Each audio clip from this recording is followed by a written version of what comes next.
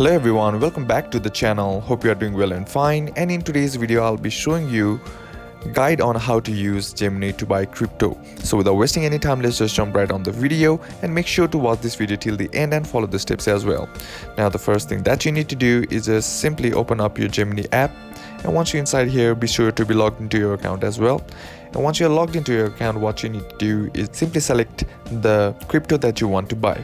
Now let's just assume you want to buy Bitcoin, then simply tap on Bitcoin, or you can just head over and tap on the portfolio, and here you can see or simply select the cryptocurrency Bitcoin and then tap on it. And once you tap on it, here you'll be seeing the Bitcoin interface. Now what you need to do is simply tap on trade to buy the Bitcoin. And once you tap on it, here what you need to do is just simply select the option that says buy.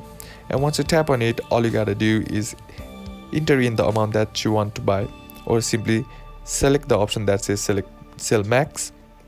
And now be sure to be entering the amount in Bitcoin rather than in USD.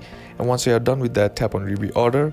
Now here all you gotta do is just simply review your order.